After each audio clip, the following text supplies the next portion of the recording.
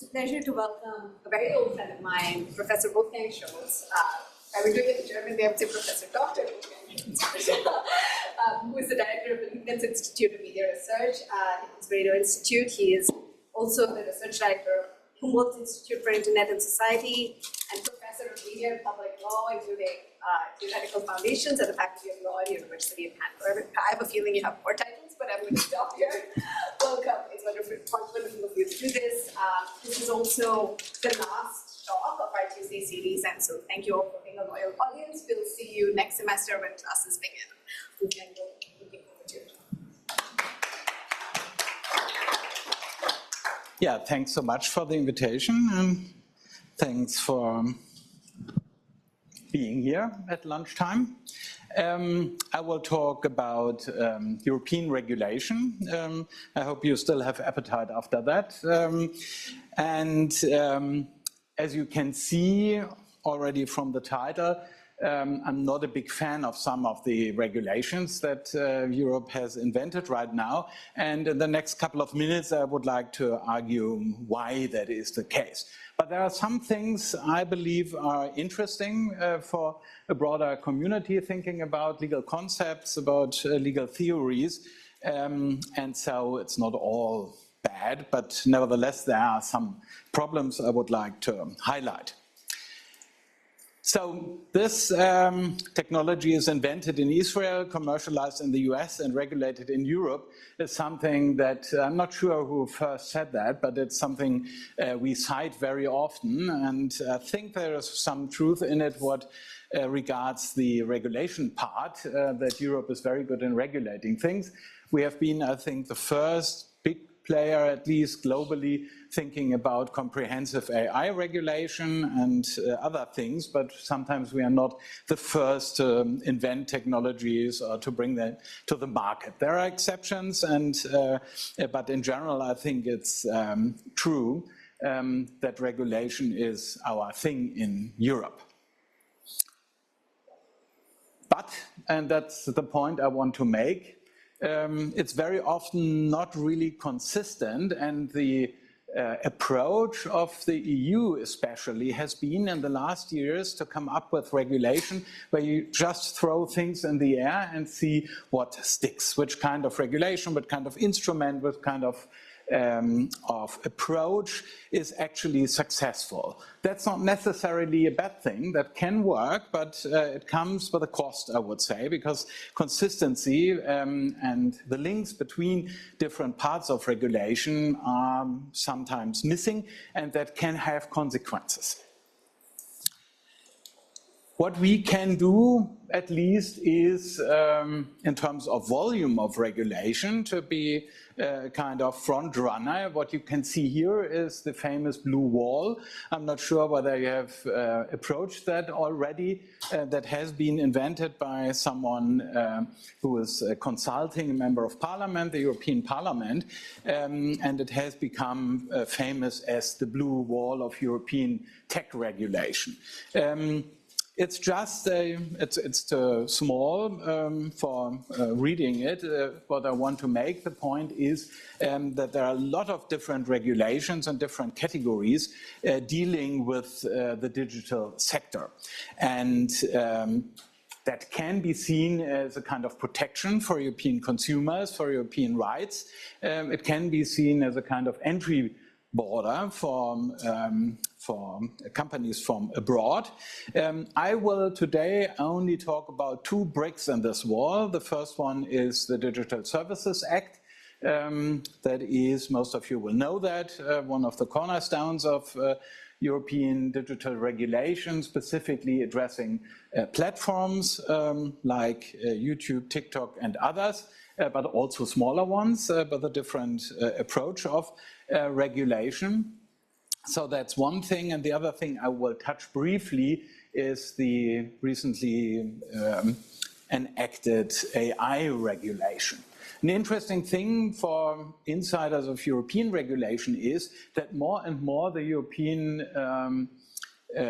laws are regulations, not directives, so they don't leave any leeway for the member states to integrate that in their legal system or to adapt that to their specific social or economic circumstances. That is highly controversial. On the one hand, that might help implementing them in a comprehensive and stringent way. On the other hand, it is giving more power to the European level and especially to the European Commission. I will come to that and the problems that involves later on. So, this person is well known here on the campus, I think, and not only here. Recently, platform regulation has even more than before become a political issue, an issue of tension, creating tension between the US and the EU and EU countries. One thing is the different philosophies of freedom of speech. That's not the main thing of my talk today. The other one is the European regulation that, in the perspective of the US government, is problematic for US companies in Europe and can be used as a tool, as a kind of weapon the EU wields to counter some measures that have been imposed by the US government. And you might have read last week in the newspapers that the European Commission was considering that as a kind of punishment, and that is highly problematic to have some fines under the DSA and seeing that as something directed against the US government and not so much against the actions of these specific companies. And one thing, and that is what I'm talking about today, one aspect that has been discussed a lot in Europe is the European regulation capable of dealing in a specific way with disinformation, reducing disinformation on platforms. That is a kind of litmus test for the European regulation in the view of many citizens and also experts, saying, can the DSA, the Digital Services Act, actually deliver in making a difference in terms of the problems that many see in the distribution of disinformation via social media platforms. And what I want to discover with you together in the next minutes is, can it deliver? Is there something in it? Are some of the things they are throwing in the air actually helping here in this respect? One decision that has been discussed hotly in Europe was the decision by Meta, by Mark Zuckerberg, to follow the lead of X and Musk and not focusing on professional fact-checking by third-party checkers anymore, but leave it more to a community-based approach. And many in Europe see that as a huge problem, as lowering the standard. I think we should have a closer look. But back to what is it actually, what are we talking about? There is a definition I find helpful in a way that is under the European Code of Conduct on disinformation. We have this definition, consists of two parts. The first one is saying it has to be verifiable, false or misleading information, and the other one is two criteria. One has to do with the intention, and the second one with the effect. And I think there are, as you know, a lot of approaches to disinformation and trying to define that. And that is what the European, I would say, community, because it's not just the European Commission, it is the companies that drafted this code of conduct, but not completely voluntarily, came up with, is based on research to some extent, and I don't find it completely problematic. But this first thing, it has to be a false statement, is of course one of the huge problems, because it leads us to the question how to establish truth. And we are in the realm of epistemologic practices, different practices. And if you look a little bit closer, then I would say, apart from what we see on platforms, if you look at society, we have different practices to establish truth in different circumstances. We have on the one hand a category of issues where societies overwhelmingly believe that experts should decide and go and check what is right or wrong, what is true in this case, what is the fact here. And that is basically in journalism, but also the academia can be seen as a community where we are talking about things where experts should decide. On the other hand, there are a lot of things in society where we don't call experts in to decide whether that's right or wrong, but it's a kind of discussion around the lunch table where we talk about specific things, and it's perfectly okay that there is someone stating that is the fact, others say something else, and then the majority agrees maybe it's A, it's not B, and we live with that, and we act maybe on the premise of this thing that has been established as fact A, for example. That's perfectly okay. So I would say fact-checking is the kind of one-size-fits-all for the society to establish truth is at least not what we do in society in everyday practice. We have agreed in society, but it's more nuanced approach there. That does not mean to say that fact-checking has no role and that expert checking of facts is not something we should look at, but I think we have to be more aware of the different epistemic practices that we have in society. Others, like courts, for example, kind of practices, they have sometimes in tension with each other. When the courts decide about academic knowledge, for example, which happens in Germany from time to time, and historians are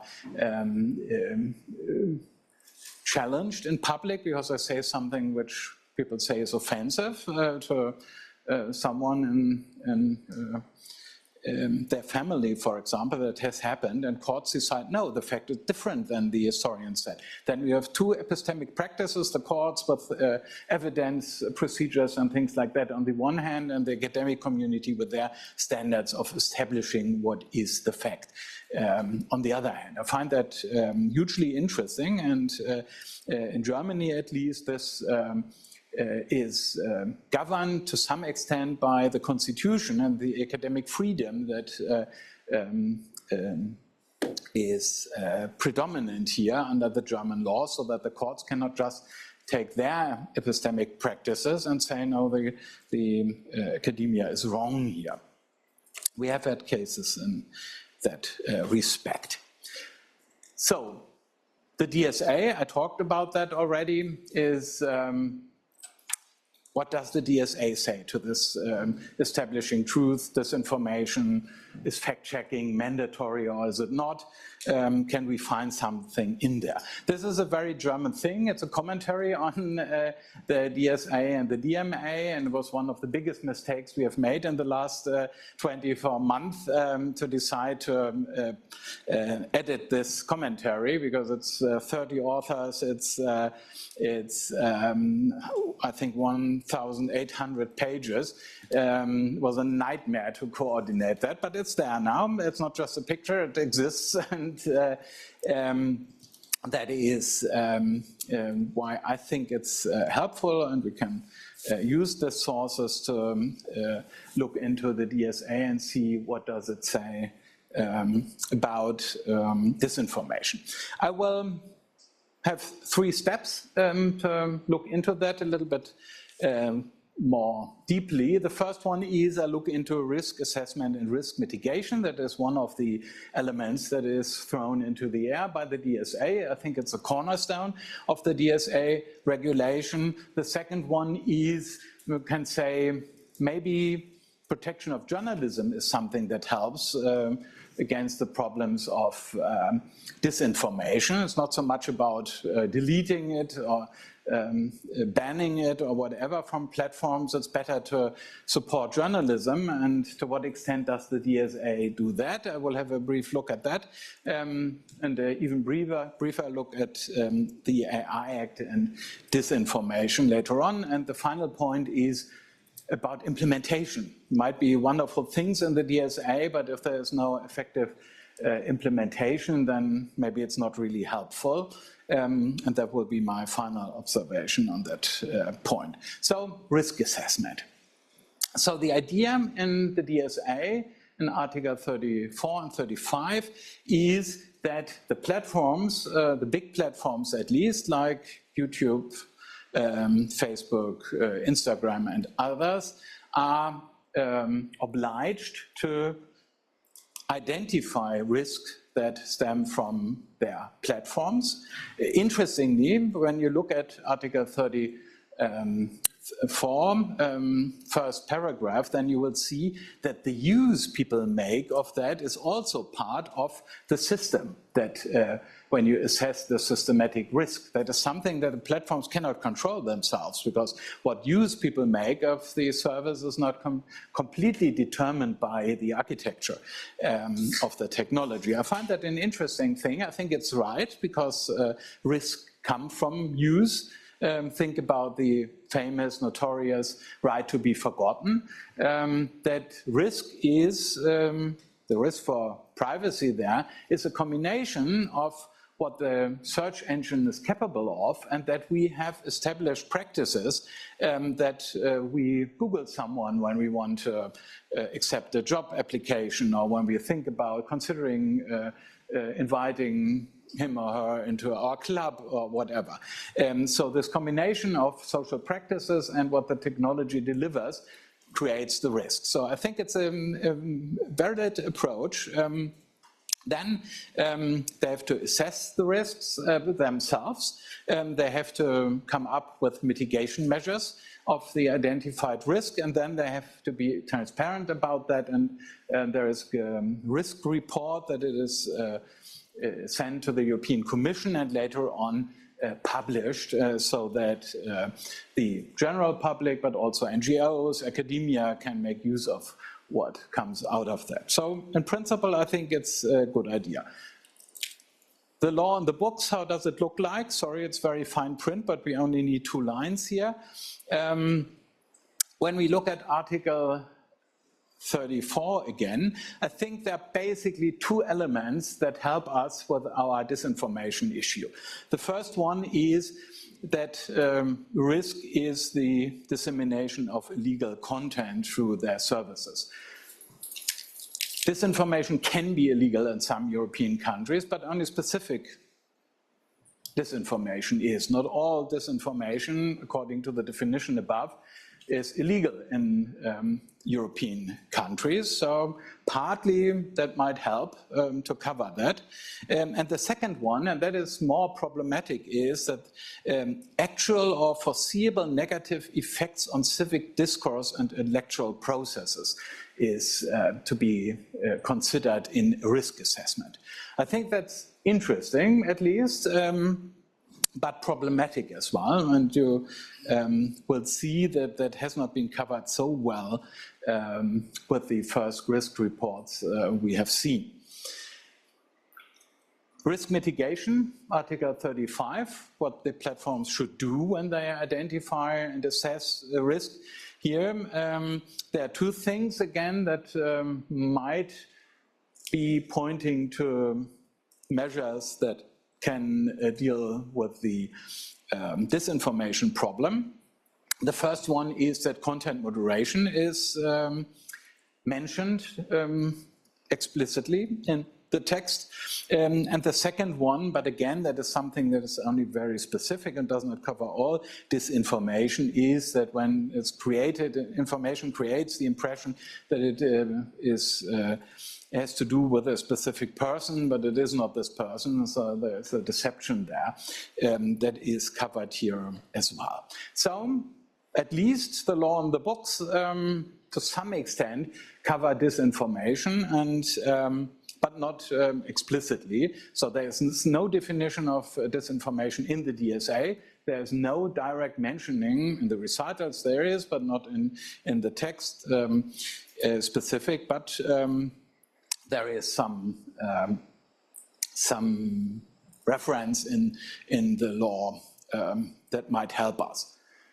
How does that work in practice? We have seen the first risk reports, and what we see is, on the one hand, there's a lot of information available. There is this risk assessment database. You can have easy access to all the risk assessment that the companies have put forward, that they have conducted, and that is helpful to some extent. So we have a lot of information from the different companies that are regarded as very large platforms under the DSA and therefore have the specific obligation for risk assessment and risk mitigation. The assessment, though, is, I would say, shows a mixed bag. I would not say that it is complete failure, what we could see there. I think one positive, I personally think is a positive element, is that many, not all, risk reports say that there had been some stakeholder engagement when assessing the risk or identifying the risk. So they engaged with NGOs, with possibly affected communities and others. I think that might be a strength. It is good that the knowledge is out there. We can work with that as academics, NGOs can use it, and others. The problem is, and again, I'm pointing to just two elements of the cons, is that many of the things have just superficially been addressed. If you look at the risk assessment of some of the companies, then you will see that this risk I mentioned before for public discourse, just one paragraph, one small paragraph saying, there's not really a risk, we contribute to diversity, and that's helpful, our service, that's it, end of story. That is not really something that reflects the spirit of the DSA, I would say, to be more forthcoming with the risks that are actually there. And what we can see is, especially when it comes to the not individual, but more societal risk, like public discourse, political election interference and things like that, it's frustrating, I must say, what the companies have delivered there. That's not really helpful. To be honest, in academia, as far as I see it, we have not come up with really auditable categories of how to measure these kind of risk and impact. I think there is an opportunity there, to put it in a positive way, to be more helpful in this respect. But it becomes very complicated very soon. If you try to think about diverse public discourse, for example, there are so many theories out there how a healthy public discourse looks like, and when that tends to be something which is dangerous, it's risky for public communication. That depends on so many things that it's not easy to come up with something that is really auditable in this context. But nevertheless, I think academia could do more, and we are actually thinking about research projects where we try to do that.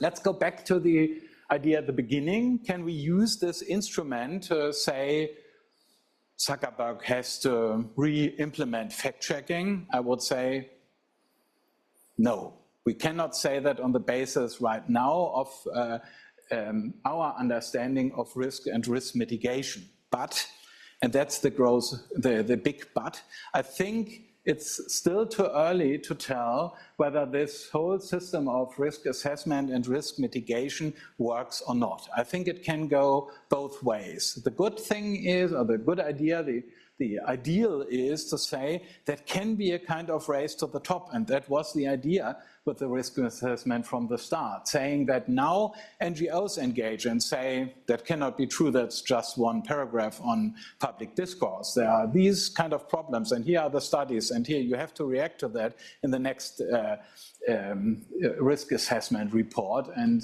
come up with some mitigations. Academia can step forward and say, wait a minute, we have some identifiers for healthy public discourse.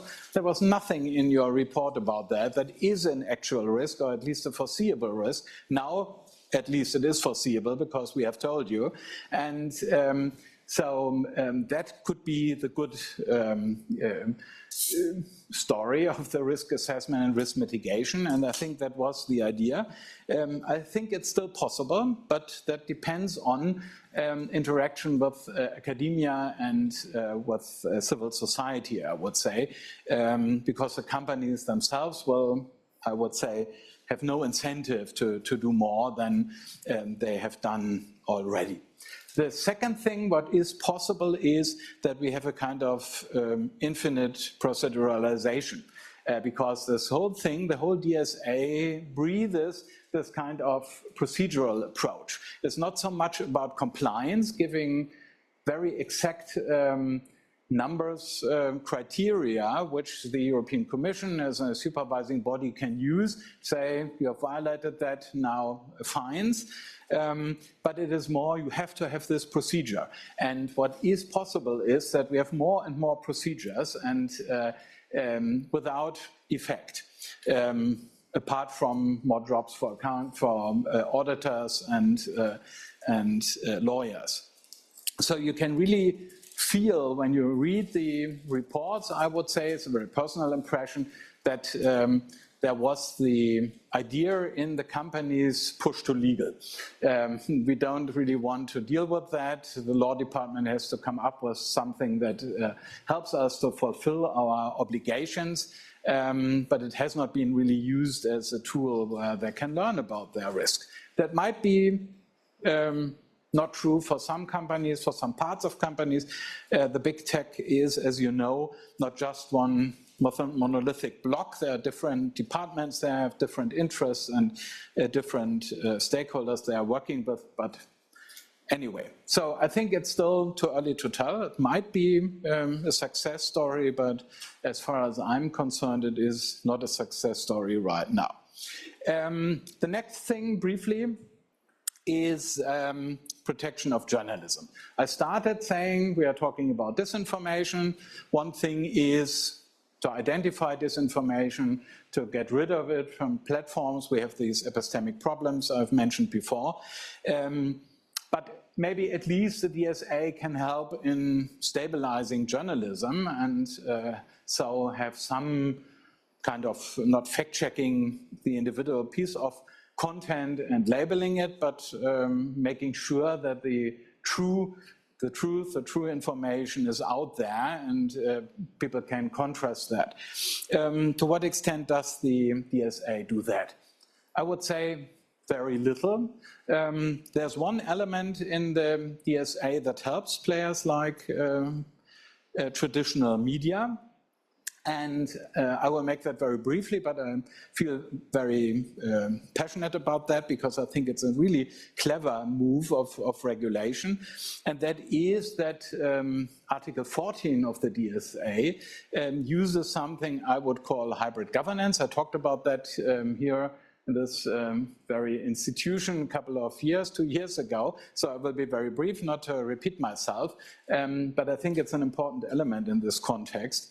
And the idea is that we have, in the realm of platform governance, we have a coexistence of private rules set by the platforms and state rules set by the EU or the member states of the EU or other countries. And what now becomes interesting is to what extent does the state regulation directly or indirectly influence the private rules and the application of the private rules. That might be a clever move to do that, and Article 14 paragraph 4 actually does that and says that when providers of services apply their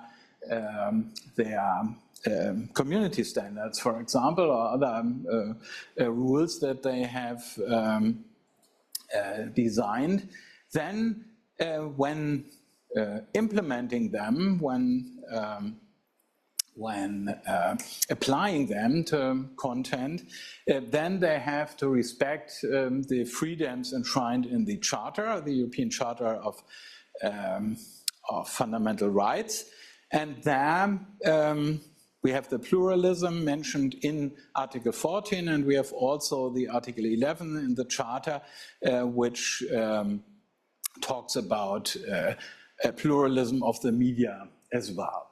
So you can, if you see the jurisdiction we have from the courts, say that media enjoys specific protection here, so that the application of community standards by platforms vis-à-vis media content has to be at least justified in a different way. They cannot just say it violates our community standards and so deleted it is. At least the burden, the procedure has to be more sophisticated there.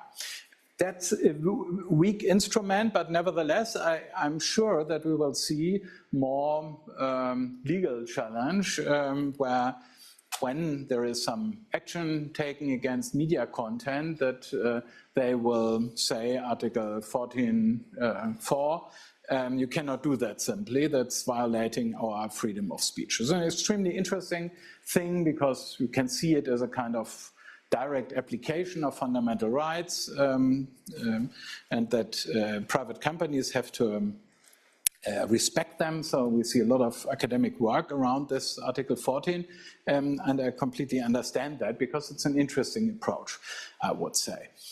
Again, I'm not sure how far it goes. Media companies in Europe are not satisfied with what the DSA says in terms of privileges for media content, and so they lobbied very hard for another regulation, the European Media Freedom Act. I'm always suspicious in Europe when you have a name of a law that is so like Media Freedom Act. We have in Germany a good kindergarten law or something like that, and I read things like that as, oh my God. Then normally it's just the title and there's not much content, not much real protection that is helpful. I would say the Media Freedom Act is a complex act as well. Can talk about that if you are interested. In terms of protecting media content on platforms, I would argue it's just an additional layer of procedures that they put on that. It's more complicated to remove media content under community standards, but it's not really a new approach here. So, when we go down this road, I think there are two things fundamentally problematic now.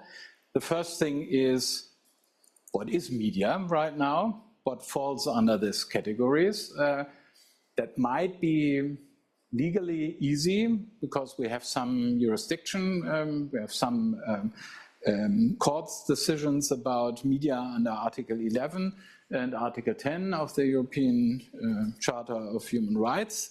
And the second one, more fundamental, is we can protect media under the DSA the whole day long, but what is when the business model of media collapses and there is nothing to protect anymore?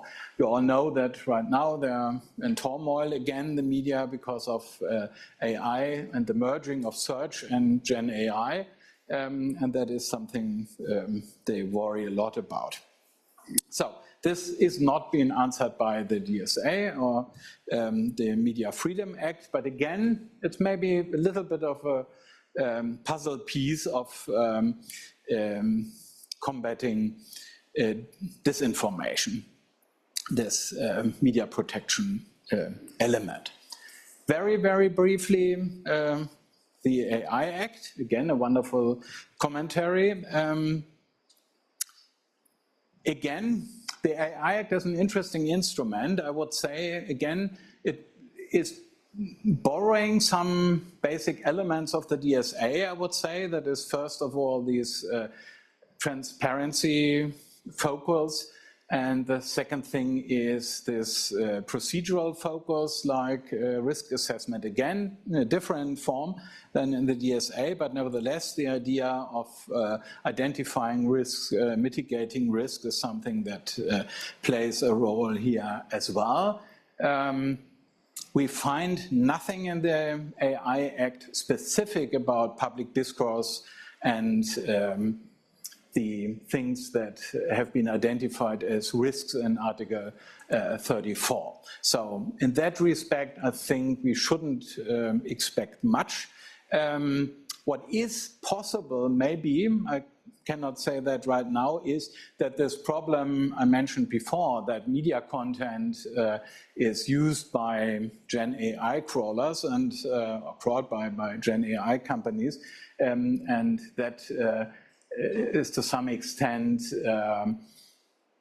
endangering the whole media business model, that can be addressed, but it was not something which the lawmaker on the European level had in mind when they did it. But it's not completely out of the focus of the AI Act.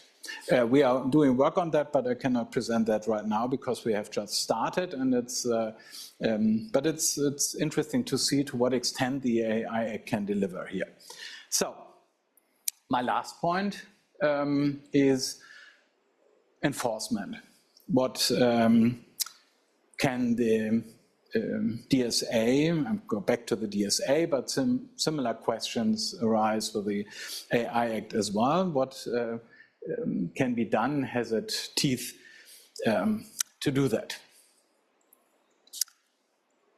So, you all know what the Digital Service Act has is this background power that there can be very steep fines at the end, and that is something that has been discussed when the DSA came into force. The argument was the only language that big companies understand is when you take their money, and so there was this idea that was already in the GDPR that you have fines that are percentages of the global annual revenue if you do not comply. So in principle, we have an instrument that has teeth. There is a code of conduct on disinformation that has some links to the enforcement of the DSA as well. So when you comply with the code of conduct, that can help you with as a kind of mitigating factor when the European Commission is considering fining you as a company. So there is a kind of indirect incentive to be a part of this code of conduct ecosystem. The problem is, or there are several problems I see and limitations that I personally find, at least the last ones, extremely problematic. We have compliance issues, of course, but I think that's not so problematic. That's mentioned in the literature, of course. There are some problems. That's the third point here, that we have different interpretations of the DSA by different actors in different countries. The coordinators see it a little bit differently than the European Commission, but when it comes to big platforms, the European Commission has the say. So that is not something I would say is really a problem.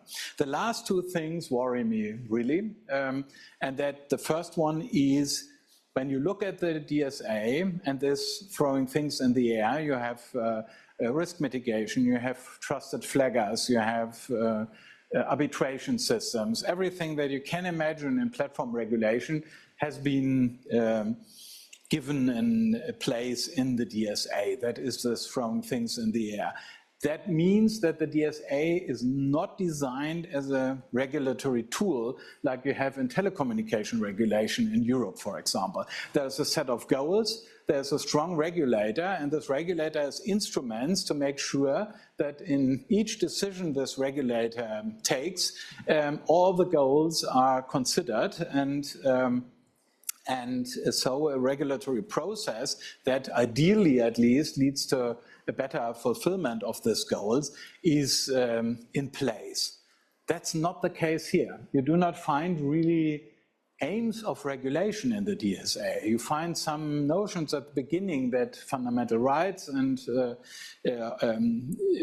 other rights of European citizens are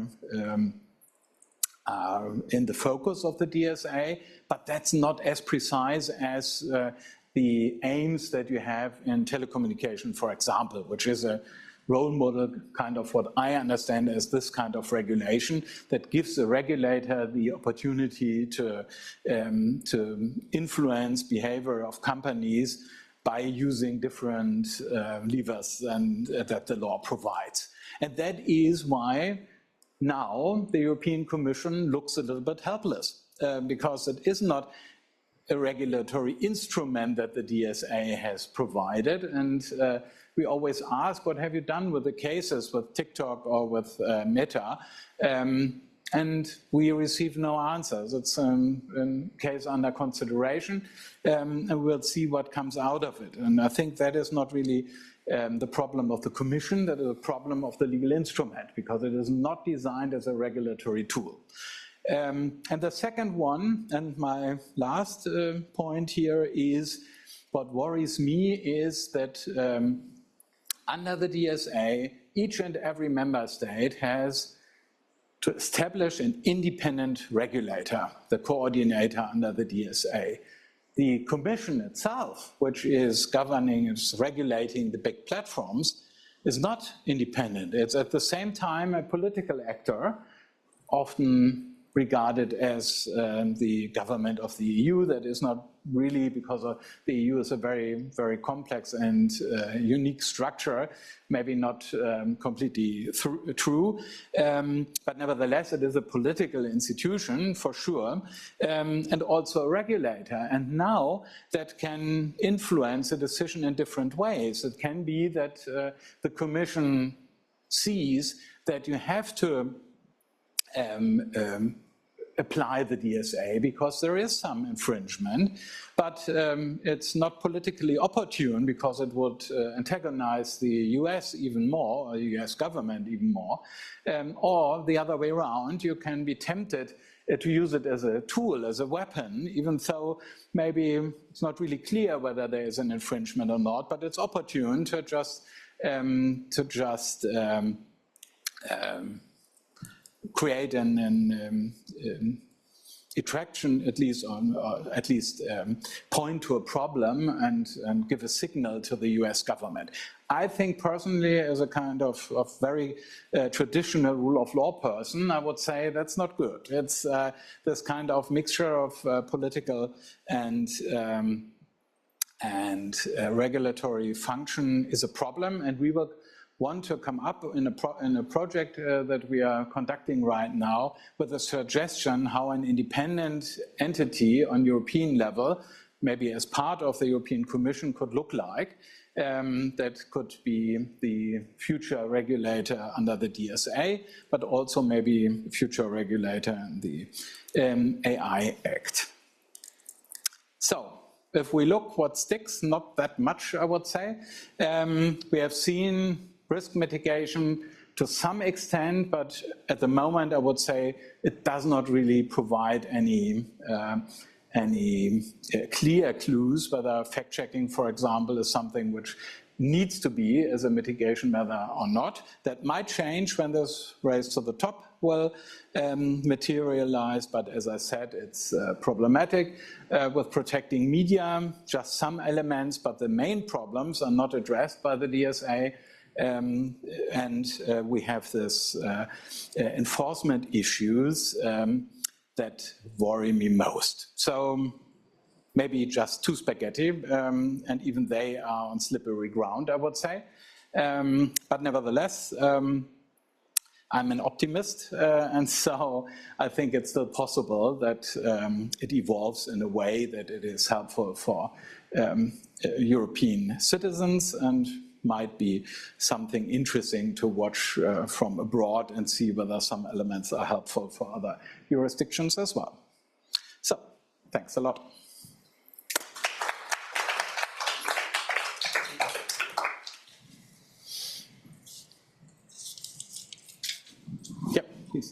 Thank you so much for your presentation. I always find the disinformation and DSA in the same context very interesting.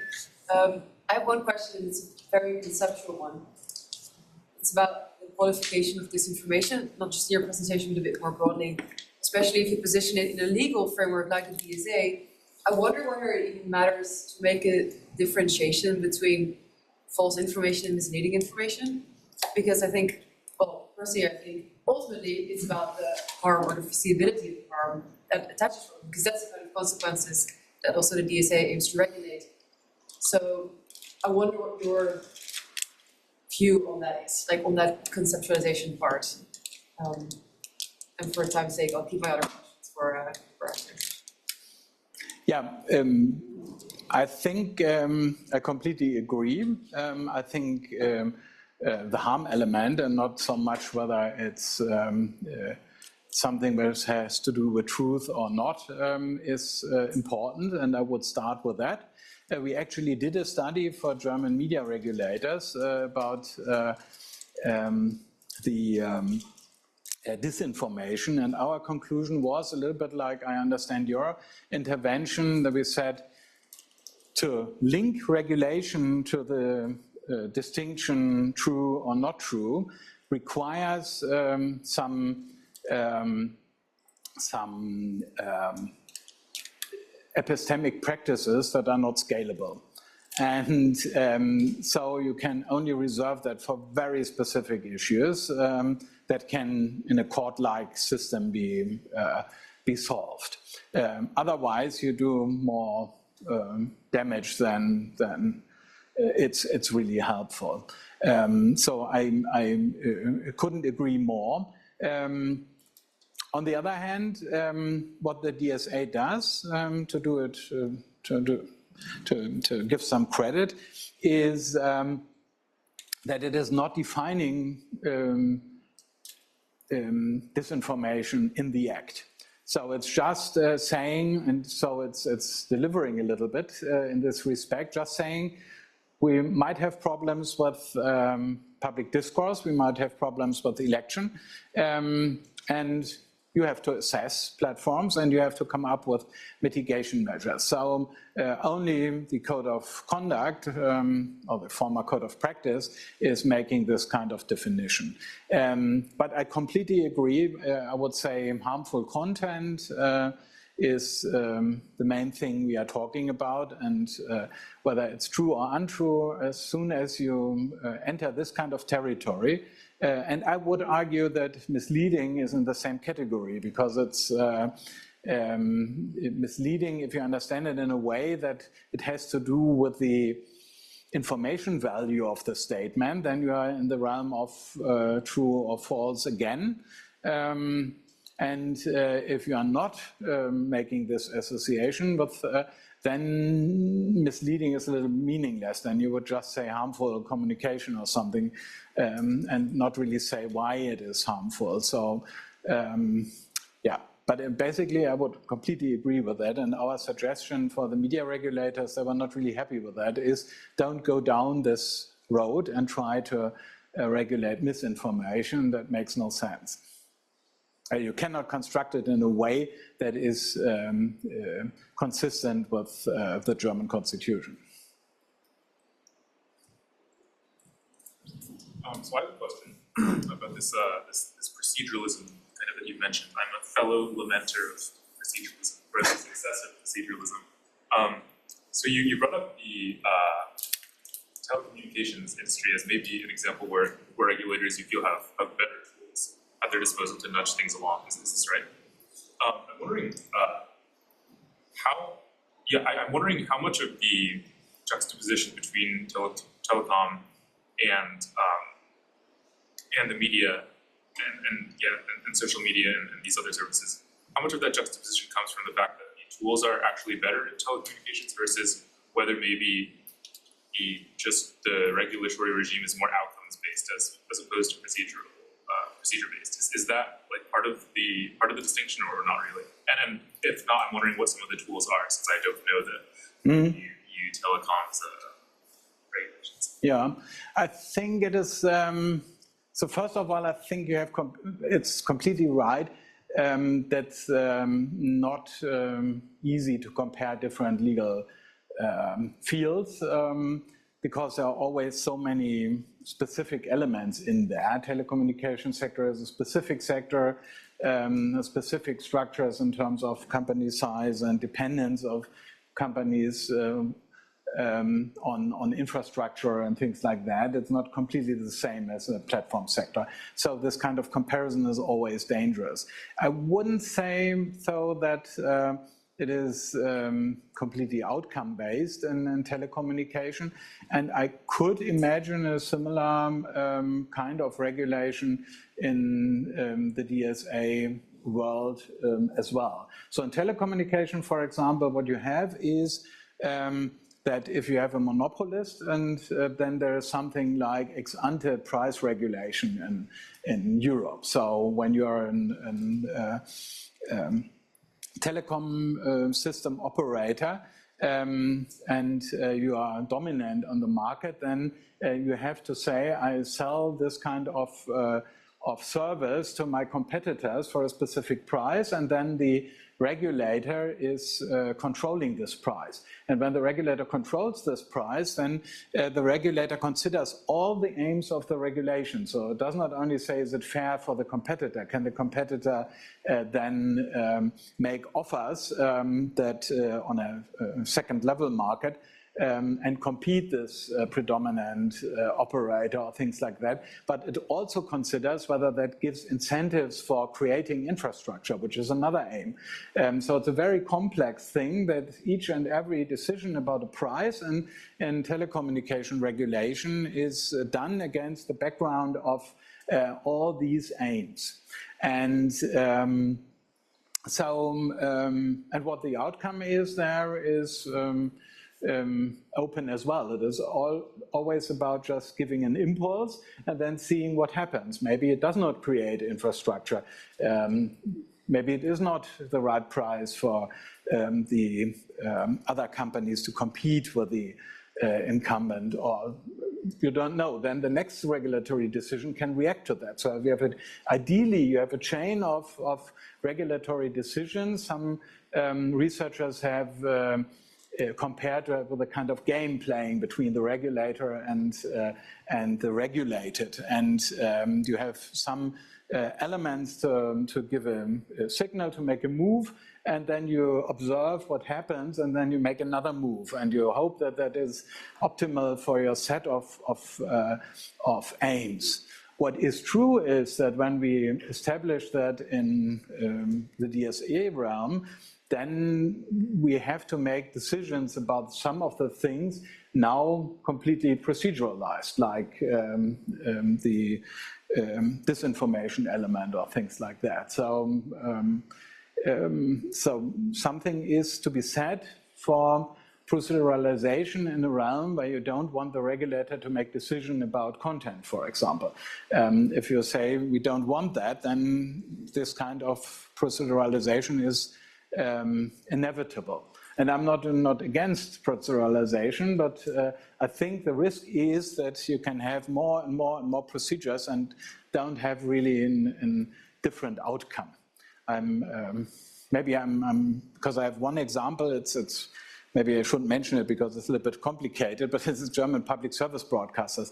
They are very active in commercial field as well. They are much bigger than the public service you know in other countries. They're really big players, and they have the potential to harm markets. And so there is some regulation in place about their actions and vis-à-vis their companies they have founded to make a specific service.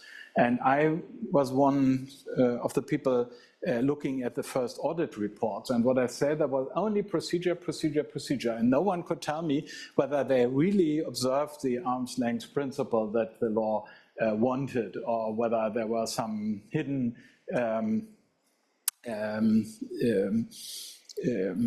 subsidies that were flowing from the public money into these commercial affiliate companies. And when you contest that, then they add an additional layer of procedure, and they say, oh, then we have to put there another procedure in. And then an audit company comes and makes a checkbox and says, oh, this other procedure is there, so that's it. So that's the only fear I have. I'm not against proceduralization, but there have to be some, at least you have to have some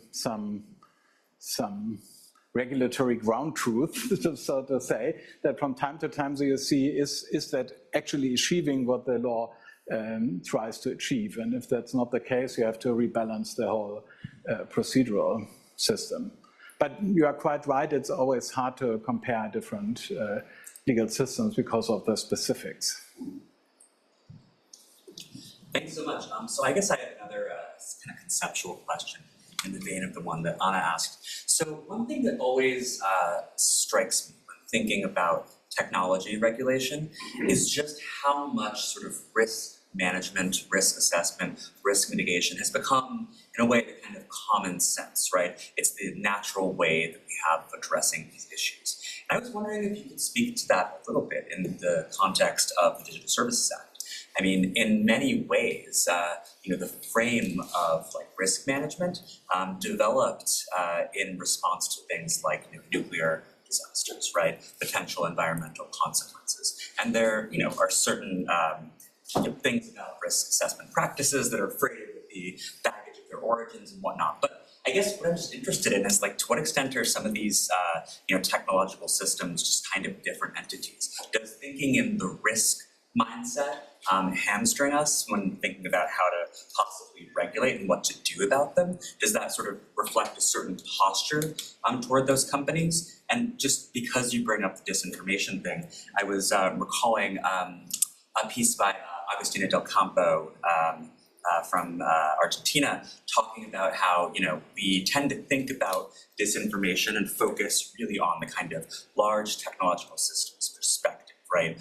Rather than, say, treating the sources. So this is another case where it's, the sort of risk management, normal accidents, large technological systems framework might sometimes work to obscure the way that we confront these issues. So I was just wondering if, any thoughts on that? That's more of a comment, but. Yeah, that's a fascinating question, both of them. Worth a bigger research project, I would say.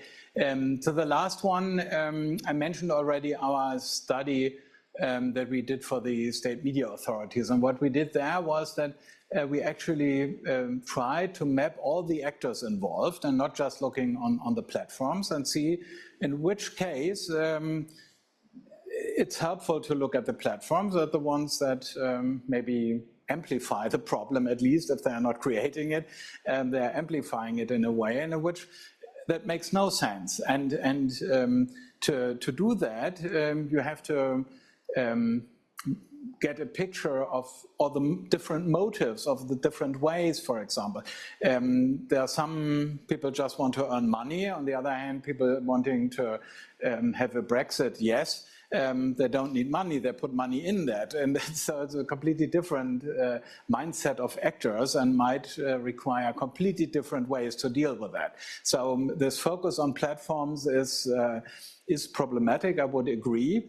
On the other hand, or not on the other hand, I think it's another aspect, it's not arguing against that, is that we see that a lot of things that we have in non-platform communication is to some extent accelerated, is changed in a way that it might always be good to see to what extent contribute platforms to the extent of the harm, for example, or the kind of harm that is, or the range of different actors affected and things like that. So that is, I think, one of the learnings from the last years, that we see that there's a lot of things offline there as well, but they change when they're on platforms. And the ways we mitigate can change as well, because we can see there are some multipliers there.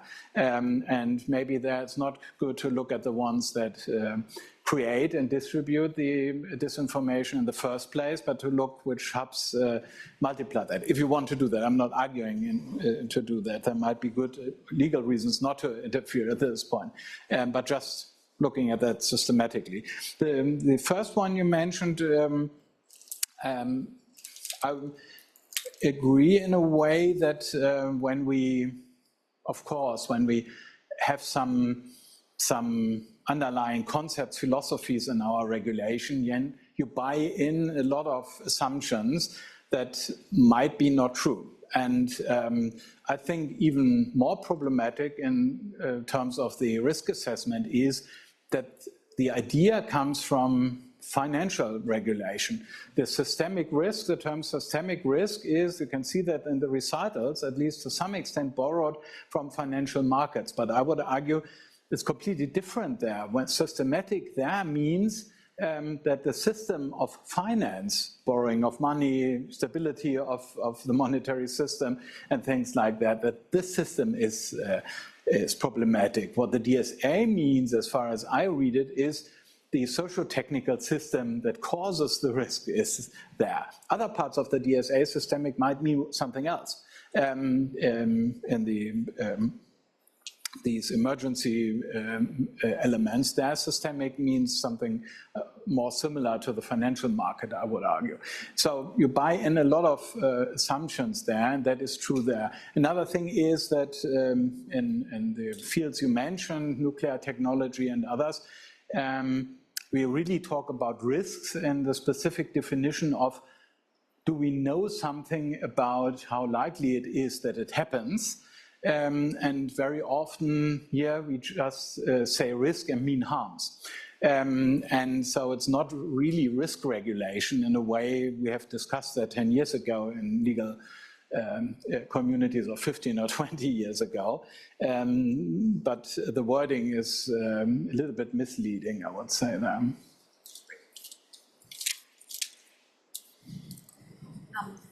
This is a kind of a meta question, but I was reading in Anu Bradford's book, Digital Empires, where she very much favors the European style, but she still points out that the European regulators are overwhelmed by the companies, in part by the revolving door problem, but also because the companies are kind of, I mean, I think you alluded to it a bit, also like able to stall them and give them the kinds of information that is hard for them to process. Do you anticipate that that's going to be a problem going forward with the system as a whole, where regulators are on one hand mindful that this is a good retirement plan if they're not too awful to the companies, and on the other hand, there's such a huge mismatch of resources that it's just very difficult to pin them down? Yeah, so the second one, that's definitely true. That's if you look at the coordinators, that's just a handful of people in Germany, even in a relatively big country like Germany, and even the new entity that is created within the EU Commission as a regulator is relatively small. So that is definitely true. And I come back to my point before, that's why I think the DSA to some extent hopes and tries to establish that there's a kind of epistemic community around the European Commission with academics and NGOs. And there are a lot of NGOs working in this field. There's a whole ecosystem of very knowledgeable in their specific field colleagues in the NGO realm. And there are some academic networks as well. We have formed one, and DSA research network with our colleagues from Amsterdam. They also have a monitoring, DSA monitoring platform. So there's some people helping. On the other hand, when we established this network, my feeling was we are not just helping the Commission. We are not in kind of sub-organization of the European Commission. What we do might be helpful for them, but we are not working for them. Because what I have learned in the last couple of years is that who is actually endangering freedom of speech, for example, can change very quickly. And you might have some countries in Europe where I personally really like that the companies don't comply with that, because it's anti-diversity law in specific European countries, and in others that would be a problem. That would be really, really dangerous for freedom of speech if they say we don't care, but we do what we want. So I think we have to be very careful. Sometimes the platforms can be helpful for freedom of speech, and otherwise they are the problem. And I want to keep an open mind there regards this kind of assessment. The revolving door element, I don't have studies about that. My feeling at least is it's too early to tell again. It's not so many people have retired right now in the European Commission that now could end up there. But that's not based on research, it's just what I've heard from people there. The hard lobbying with the GDPR left a lot of wounds and marks the European Commission because they found that they were pushing too hard. And so you find a lot of people in the European Commission field that are not really big tech friendly anymore because they have some experience in the way that they were lobbying too hard and not playing fair. What they tell me, it's really just anecdotal. And might be true, might not. So right now, this kind of danger, saying we are soft to them because we later on want to have a job there, I think right now I don't see it as a main problem, but theoretically we know it from regulatory research all over the world that it is something that can happen, and we have to be careful and monitor that, and as an academic community have to highlight these kind of cases when we find them.